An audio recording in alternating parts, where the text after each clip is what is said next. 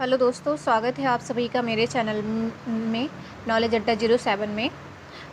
मैं नेहा। मैं आपको Hindi BA second year third semester का 21 सेकंड यूनिट सेकंड में पढ़ाने जा रही हूँ और चैप्टर भी सेकंड है, क्योंकि इससे पहले मैंने पढ़ा दिया है कि उपन्यास नाटक का उद्भव विकास कैसे हुआ था। इसके साथ आपका हिंदी गद्य की महत्वपूर्ण विधाओं की संक्षिप्त परिचय, कौन कौन सी विधाएँ लगी हैं, कौन कौन सी विधाएँ लगी हैं आपके हिंदी के चैप्टर में। ये BA second year third semester CCS university का सिलेबस है।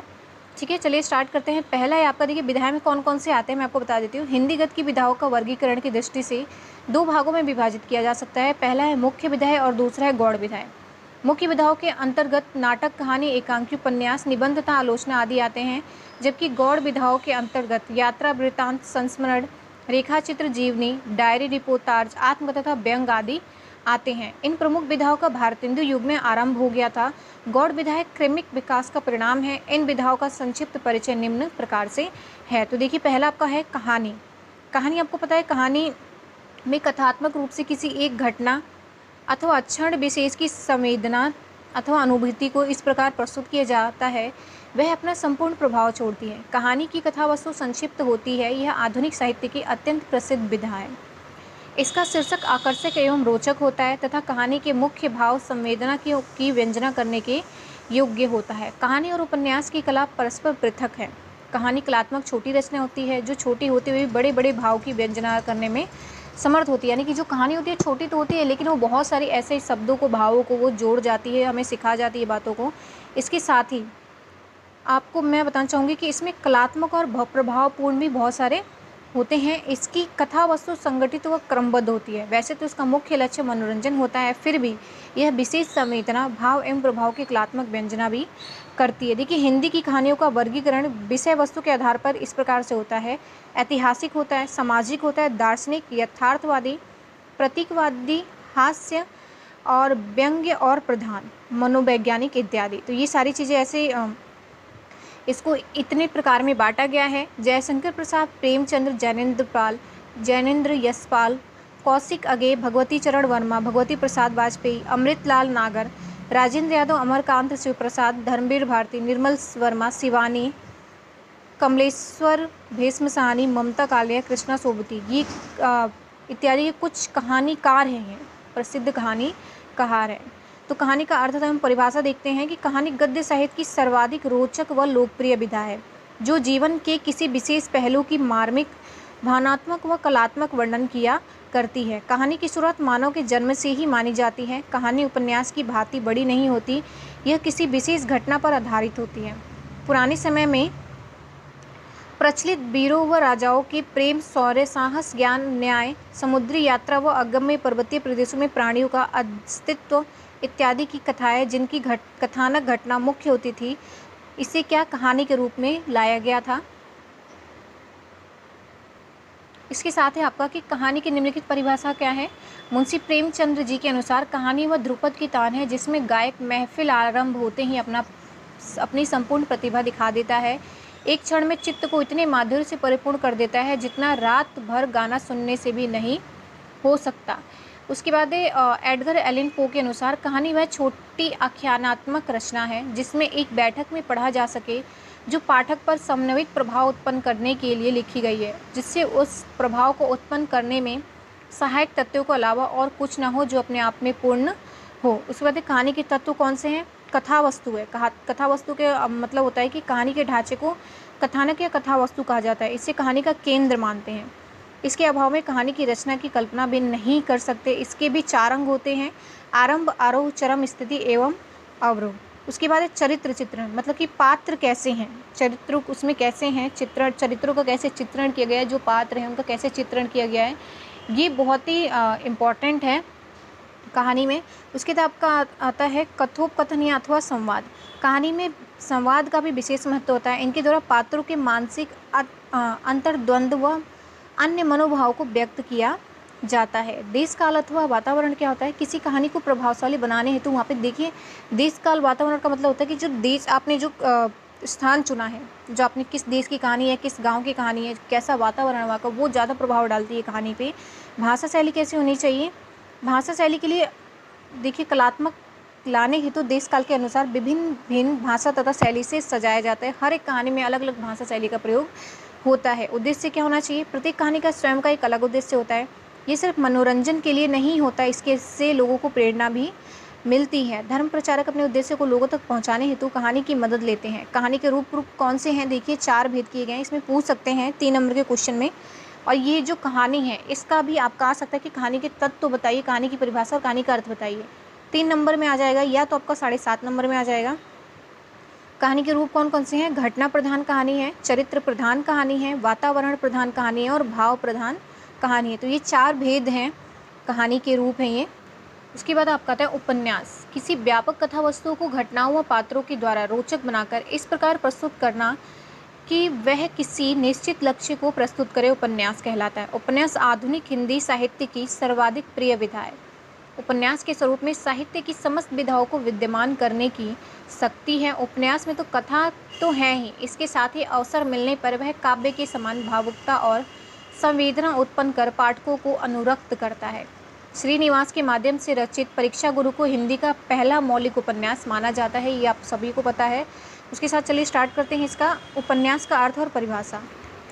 उपन्यास 2 शब्द के योग से बना है, उप प्लस न्यास। उप का अर्थ है समीप तथा न्यास का अर्थ है रखना। इसमें लेखक अपने मन की बात पाठकों के समक्ष रखता है, किंतु हिंदी में उपन्यास शब्द उपन्यास प्रसाधन व अंग्रेजी में नावेल के पर्याय का वाचक बनकर प्रयुक्त हो रहा है। अंग्रेजी उपन्यास शब्द इटालियन भाषा के नावेल पर्याय के रूप में प्रयोग होता है, जिसका अर्थ है सूचना। उपन्यास की निम्नलिखित परिभाषाएं कौन सी हैं?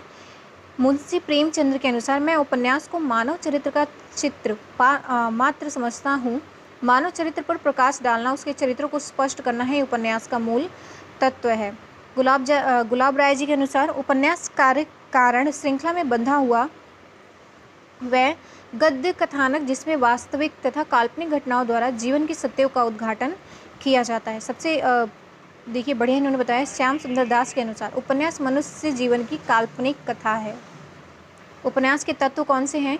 हालांकि आपको पता है हमने तत्व अभी पढ़े थे, कहानी के तत्व थोड़े अलग। अब देखिए सेम है आपका, देखिए उपन्यास के तत्व कौन से? कथानक या कथा वस्तु। तो एग्जाम्पल वही सेम होगा। उपन्यास की मूल कहानी को कथानक या कथा वस्तु कहते हैं। उस उपन्यास का प्राण, कथानक क्या है? उपन्यास का प्राण तत्व है। और इसमें कथानक का चयन करते समय उपन्यासकार कथानक विशेष में 3 बातों का ध्यान रखता है: कौतूहल, विश्वसनीयता एवं संबंधता। दूसरा है पात्र अथवा चरित्र चित्रण। तो पात्र 2 प्रकार के इसमें होते हैं, वर्गीकरण हो सकते हैं कथानक की दृष्टि से और चरित्र की दृष्टि से।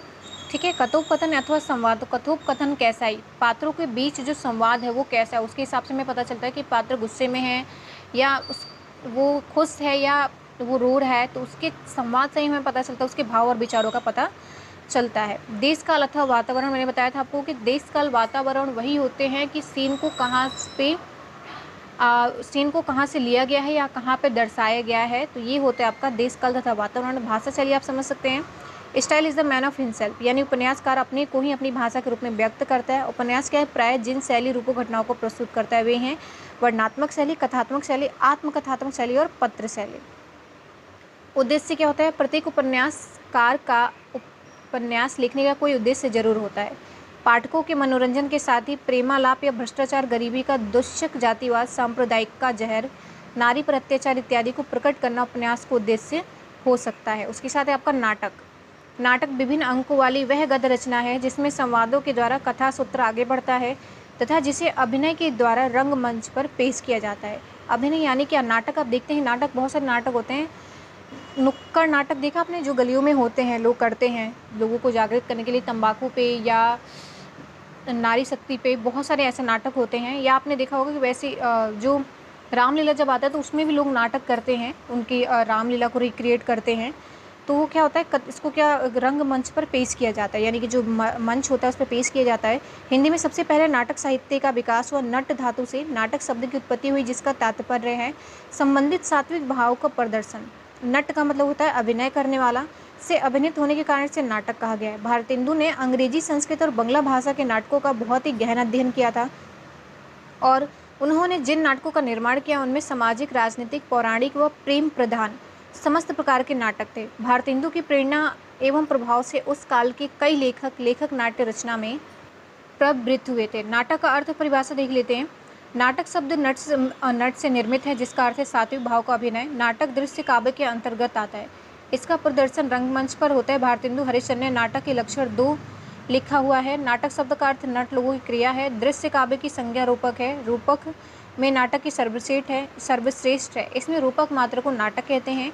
हिंदी में नाटक लिखने की शुरुआत पद्य के द्वारा हुई, किंतु आज के नाटकों में गद्य की प्रमुखता है। नाटक गद्य वह कथात्मक रूप है जिसे अभिनय, संगीत, नृत्य, संवाद इत्यादि के द्वारा रंगमंच पर अभिनीत किया जा सकता है। अब देखिए इसकी परिभाषा क्या है। बाबू गुलाब राय के अनुसार कि नाटक में जीवन की अनुकृति को शब्दगत संकेतों में संकुचित करके उसको सजीव पात्रों द्वारा एक चलते फिरते सप्राण रूप में अंकित किया जाता है।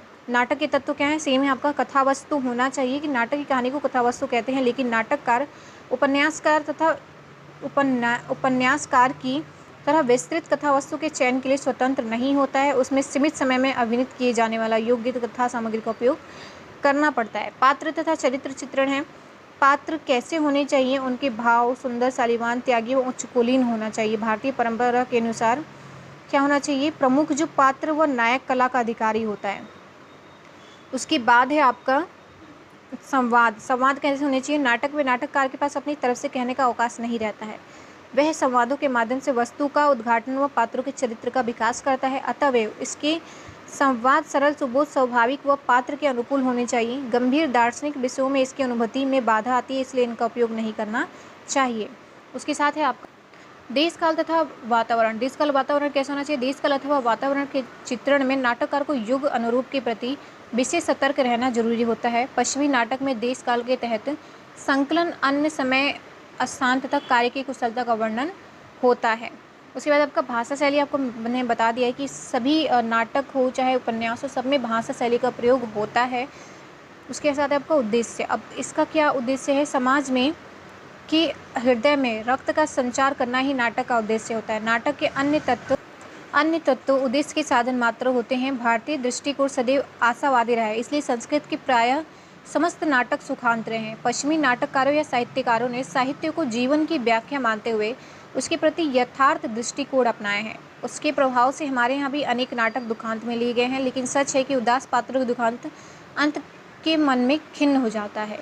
यानी कि अगर जो पात्र है उसका जो स्वरूप है वो हमेशा दुखी दिखाई दे और अंत में भी दुखी दिखाई दे, तो बहुत बुरा लगता है। जो दर्शक होते हैं उनको लगता है कि अगर भले ही स्टार्टिंग में पात्र जो है वो दुखी है, लेकिन लास्ट में जाके उसको क्या हो, उसको वो सुखी हो जाए, यानी कि जो वो चाह रहा है, यानी और वो अगर गरीब है तो अमीर हो जाए, या अगर वो सैड है तो वो क्या हो जाए, हैप्पी हो जाए। तो पात्र हमेशा जो दर्शक होते हैं यही चाहते हैं। लेकिन कभी कभी ऐसा होता है कि जो आपको मैं बताना चाहूँगी कि इंग्लिश में ऐसा नाटक है जिसमें कि उसमें जो मेन पात्र होता है वो उसको भी क्या किया जाता है, उसमें मार दिया जाता है। तो कई पात्र ऐसे होते हैं जिसमें कि सिर्फ दुख ही दुख होता है। तो ऐसा नाटक में कभी कभी दिखाया जाता है। तो फिलहाल के लिए इतना ही। वीडियो पसंद आए तो चैनल को सब्सक्राइब कीजिए और वीडियो को लाइक कीजिए। धन्यवाद।